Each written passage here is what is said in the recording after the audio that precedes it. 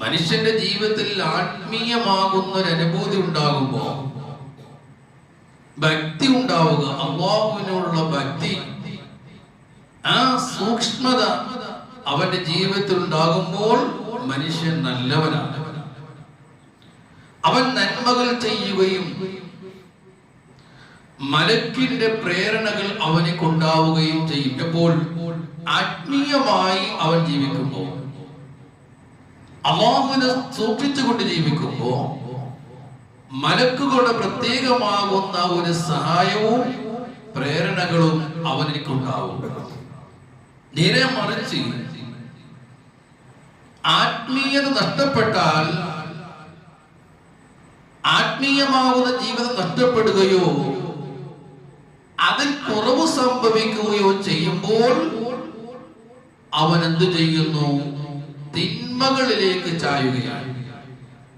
അവ തെറ്റുകളിലേക്ക് മനുഷ്യൻ ചെന്ന് പെടുന്നത് അവൻ ആത്മീയത കുറയുമ്പോഴോ ആത്മീയത ഇല്ലാതാകുമ്പോഴാണ്. അല്ലാഹുവിനെ കുറിച്ചുള്ള ചിന്ത അവനിൽ ഉണ്ടാവാതിരിക്കുകയോ ഉണ്ടെങ്കിൽ തന്നെ അത് കുറയുകയോ ചെയ്യുമ്പോഴാണ് അവൻ തിന്മകളിലേക്ക് ചെന്ന് ചാടുന്നത്. തിന്മകൾ ചിന്തിക്കുകയും ആ തിന്മകളിലേക്ക് ചെന്ന് ചാടുകയും ചെയ്യുന്നത് ആത്മീയത കുറയുമ്പോഴാണ്, സൂക്ഷ്മത കുറയുമ്പോഴാണ്. തിന്മകൾ ചിന്തിക്കുന്നു, അതിലൂടെ പിശാചിന്റെ പ്രേരണയും, ഈ മനുഷ്യൻ പിശാചിന്റെ പ്രേരണ അവനിലേക്ക് എപ്പോഴും വന്നുകൊണ്ടിരിക്കും ആത്മീയത കുറയുമ്പോൾ. അതുപോലെ പിശാചിന്റെ നിയന്ത്രണവും കൂടി ഈ മനുഷ്യനായി പോയാലോ തീർത്തും അവൻ വഴികേടിലാവും. അപ്പൊ ആത്മീയത ഒരിക്കലും നമ്മൾ കൈവടിയാൻ പാടില്ല. അല്ലാഹുവിനെ കുറിച്ചുള്ള പേടി, ഭയഭക്തി നമ്മൾ ഉണ്ടാവണം. ഇബാദത്തിലൂടെയുള്ള ജീവിതം നമുക്കുണ്ടാകണം. അതിൽ കുറവ് വരികയോ അതിൽ നിന്ന് പിന്മാറുകയോ ചെയ്യുമ്പോൾ നമ്മളെ നിയന്ത്രണം ആരേറ്റെടുക്കുന്നു? പിശാചി ഏറ്റെടുക്കുകയാണ്. പിന്നീട് നമ്മൾ പിശാചിന്റെ ചിന്തയിലൂടെ, അവന്റെ പ്രേരണയിലൂടെ ആയിരിക്കും പിന്നീട് അവന്റെ ജീവിതമുള്ളത്. കാരണം പിശാച് എപ്പോഴും ചതിക്കണി ഒരുക്കി മനുഷ്യനെ കാത്തിരിക്കുകയാണല്ലോ. പിശാച് എപ്പോഴും കാത്തിരിക്കുകയാണ്. നാം അറിയാതെയോ അറിഞ്ഞോ പലപ്പോഴും ആ പിശാചിന്റെ കെണിയിൽ പെട്ടുപോകാറുണ്ട്. വിശുദ്ധ ഖുർആൻ തന്നെ പറഞ്ഞല്ലോ, ഖാല വബിമാ അവൈതനി ലഅഖഉദന്ന ലഹും സിറാത്തുൽ മുസ്തഖീം. സിറാത്തുൽ മുസ്തഖീമിൽ വരെ, എവിടെ? സിറാത്തുൽ ആഖിറത്തിൽ സിറാത്തുൽ മുസ്തഖീം എന്ന പാലത്തിൽ വരെ നമ്മെ ചതിക്കുഴിയിൽ പെടുത്താൻ ശൈത്താൻ കാത്തിരിക്കുകയാണ്. ദുനിയാവിലെ ജീവിതം ഇരിക്കട്ടെ, ജീവിതം കഴിഞ്ഞ്, ഖബർ ജീവിതം കഴിഞ്ഞ് നാളെ ആഖിറത്തിൽ വിചാരണ കഴിയ ആ സമയത്ത് സിറാത്ത് എന്ന പാലത്തിലൂടെ ആ പോകുന്ന സമയത്ത് പോലും ഈ മനുഷ്യനെ ചതിക്കുഴിയിൽ വീഴ്ത്താൻ പിശാച് കാത്തിരിക്കുകയാണ്. ثم لآتينهم من بين أيديهم ومن خلفهم وعن أيمانهم وعن شمائلهم ولا تجد أكثرهم شاكرين. മനുഷ്യന്റെ മുന്നിലും മനുഷ്യന്റെ പിന്നിലും മനുഷ്യന്റെ എല്ലാ ഭാഗത്തും പിശാച് കാത്തിരിക്കുകയാണ്. ഈ മനുഷ്യനെ അവതാളത്തിലാക്കാൻ, വഴികേടിലാക്കാൻ കാത്തിരിക്കുകയാണ്. പിശാച് മനുഷ്യനെ വഴികേടിലാക്കാൻ കാത്തിരിക്കുകയാണ്. പിശാച് മനുഷ്യനെ എളുപ്പത്തിൽ കീഴ്പ്പെടുത്താൻ ഉപയോഗിക്കുന്ന ഒരു മേഖലയത്. നമ്മൾ പറഞ്ഞു, പിശാച് ഏത് സമയത്തും മനുഷ്യനെ കീഴ്പ്പെടുത്താൻ കാത്തിരിക്കുന്നു. എങ്കിൽ മനുഷ്യനെ ഏറ്റവും കൂടുതൽ പിശാച് കീഴ്പ്പെടുത്താൻ ഉപയോഗിക്കുന്ന ഒരു മേഖലയാണ് ദാരിദ്ര്യം. ദാരിദ്ര്യം ഒരാൾ പിടിപെട്ടാൽ പിശാചിന് പെട്ടെന്ന് അവനെ കീഴ്പ്പെടുത്താൻ പറ്റും. അശ്ശൈത്വാനു യഇദുകുമുൽ ഫഖറ വയഅമുറുകും ബിൽ ഫഹ്ശാ വല്ലാഹു യഇദുകും മഗ്ഫിറതൻ മിൻ വഫളൻ വല്ലാഹു വാസിഉൻ അലീം. അശ്ശൈത്വാനു യഇദുകുമുൽ ഫഖറ, ശൈത്താൻ നിങ്ങൾക്ക് ദാരിദ്ര്യം തോന്നിപ്പിക്കും. ദാരിദ്ര്യം നിങ്ങളിൽ ഉണ്ടാക്കിത്തരും.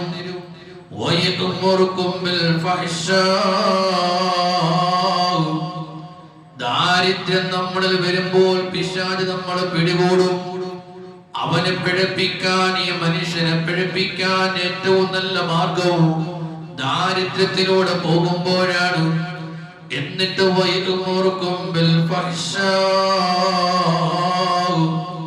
മോശമാകുന്ന കാര്യങ്ങൾ ചെയ്യാൻ ഈ പിശാച് ഇവനെ പ്രേരിപ്പിക്കും. എപ്പോ? ഈ മനുഷ്യനിൽ ദാരിദ്ര്യം ഉണ്ടാകുമ്പോ, ഈ മനുഷ്യനിൽ ദാരിദ്ര്യം പിടിപെടുമ്പോ, സാമ്പത്തികമായി ദാരിദ്ര്യം പിടിപെടുമ്പോ, മറ്റ് പല രീതിയിലുള്ള ദാരിദ്ര്യം ഇവനെ പിടിപെടുമ്പോ, ആ സമയത്ത് പിശാച് കാത്തിരിക്കുന്നു. അവനിക്ക് ദാരിദ്ര്യം വന്നു എന്ന് കാണുമ്പോ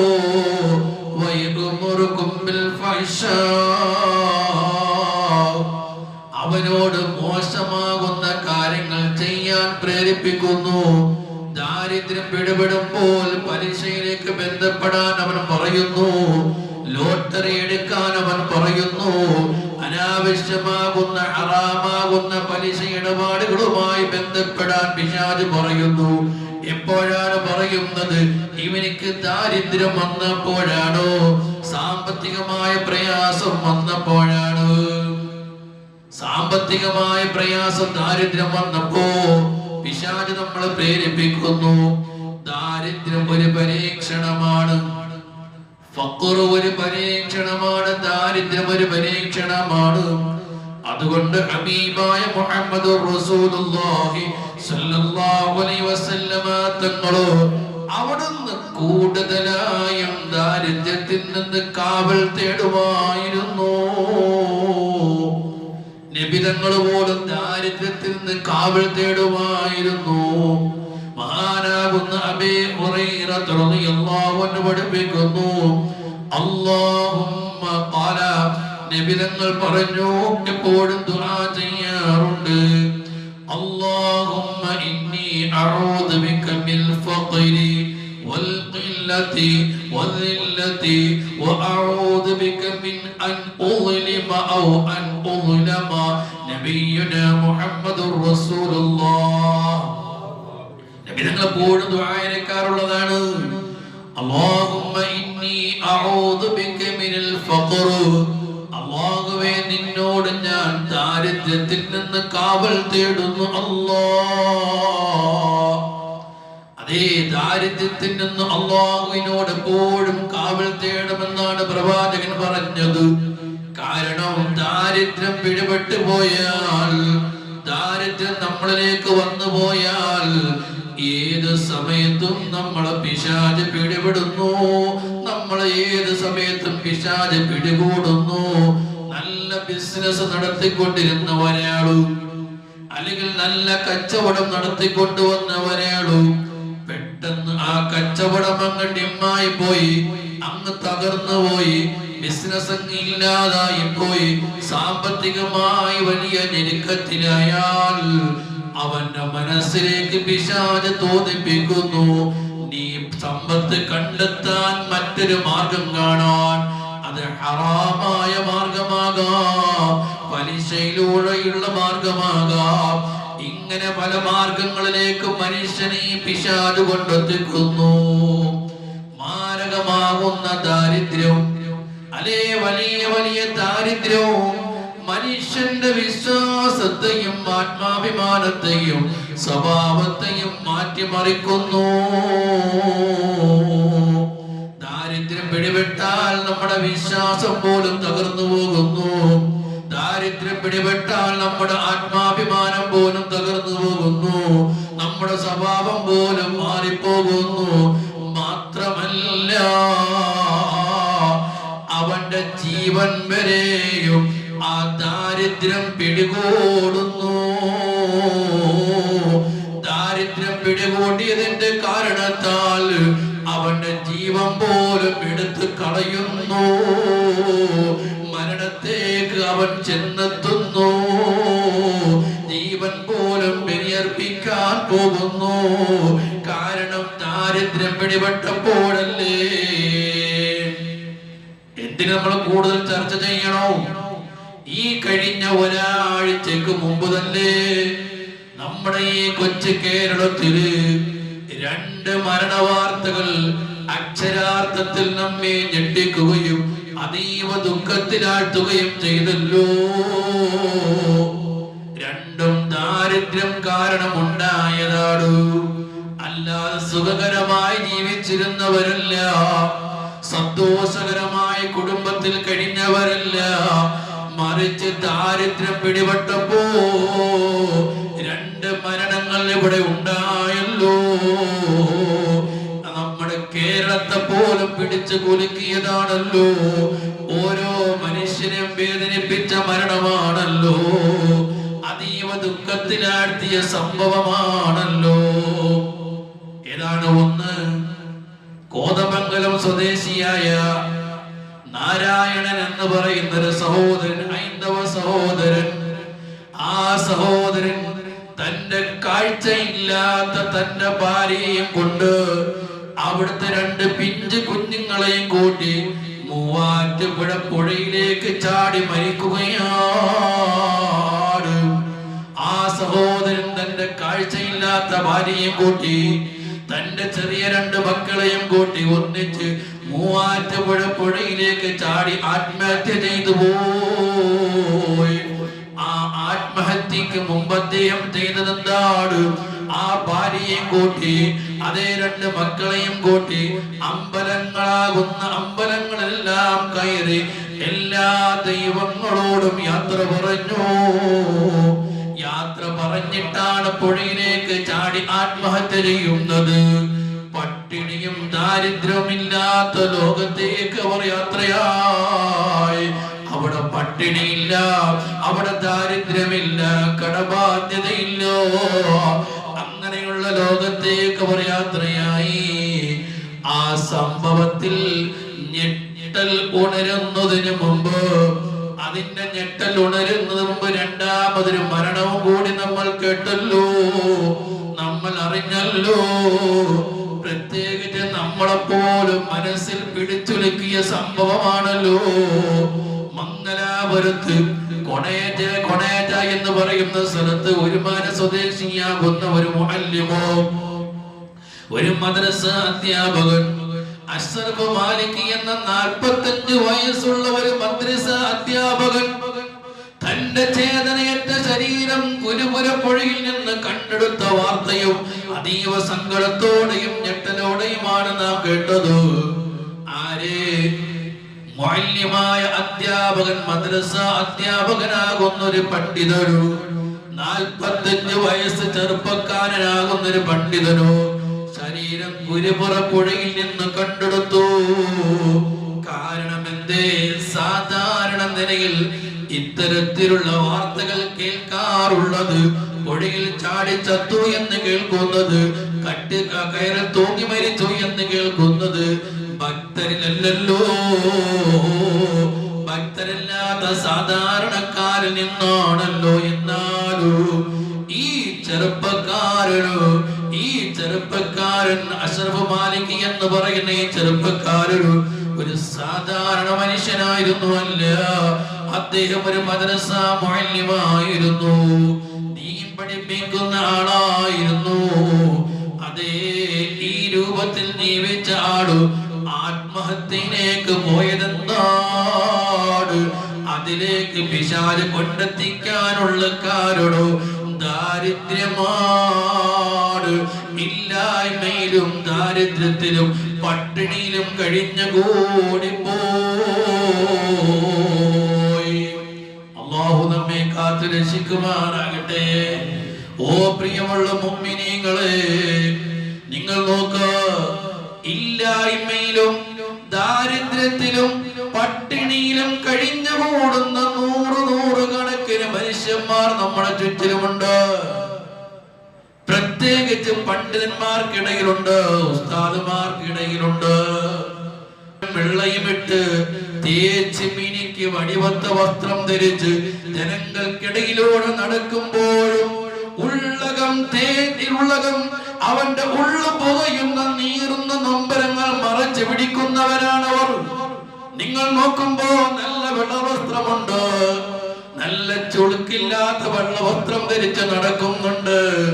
ആ സമയത്തും അവരെ മനസ്സ് ഉള്ളകം പൊടയുന്നുണ്ട് കേട്ടോ. അതാരുടെ മുന്നിലും കാണിക്കുന്നില്ല. എല്ലാരും മുന്നിലും പുഞ്ചിരിക്കുന്ന മുഖത്തോടെ നടക്കുന്നു. കാരണം ആത്മാഭിമാനമാണ് കേട്ടോ.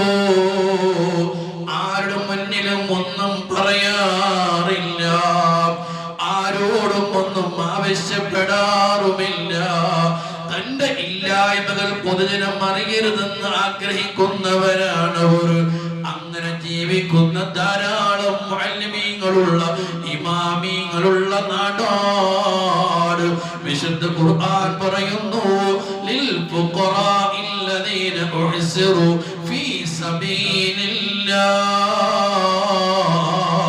അല്ലാഹുവിന്റെ മാർഗത്തിൽ വ്യാപൃതരായിട്ടുള്ള, അല്ലാഹുവിന്റെ മാർഗത്തിൽ ഏർപ്പെട്ടിട്ടുള്ള ധാരാളം ദരിദ്രന്മാർ നിങ്ങൾ കാണുന്നില്ലയോ?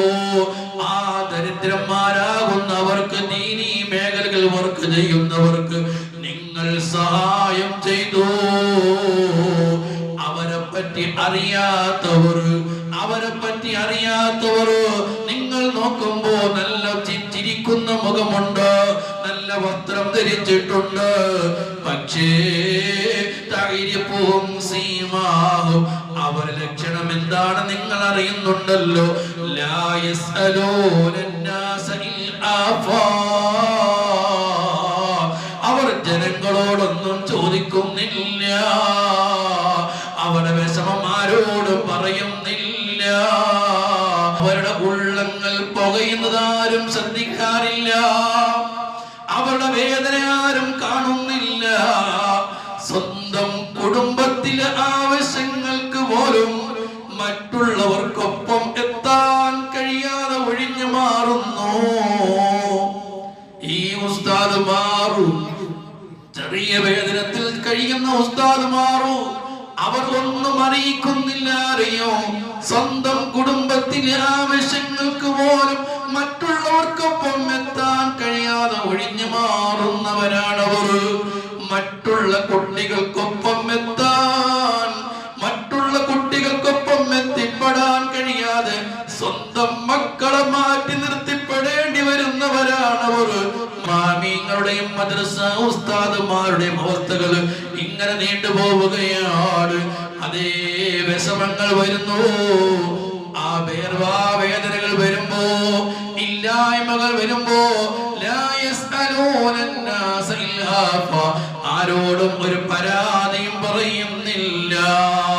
ചോദിക്കട്ടെ, ഇത്തരക്കാരെ അറിയാതെയും അവരെ പരിഗണിക്കാതെയും ചേർത്ത് പിടിക്കാതെയും വേഗത്തിൽ സ്വർഗത്തിൽ പോകാമെന്ന് തീരുമാനിച്ചിട്ടുണ്ടോ? ഈ വേദന അനുഭവിക്കുന്നവരെ പിടിച്ചു നിർത്താൻ, ചേർത്ത് പിടിക്കാതെയും സ്വർഗത്തിൽ പോകാമെന്ന് കരുതുന്നുണ്ടോ? അത്രക്ക് വലിയ വേദനയോട് കഴിയുന്ന എത്രയോ പണ്ഡിതന്മാർ, ഉസ്താദുമാർ ഇന്നും ജീവിച്ചിരിക്കുന്നുണ്ട്. അല്ലാഹുവേ, എല്ലാ വേദനകളും എല്ലാ വിഷമങ്ങളും നീ പരിഹരിക്കണേ അല്ലാഹ്.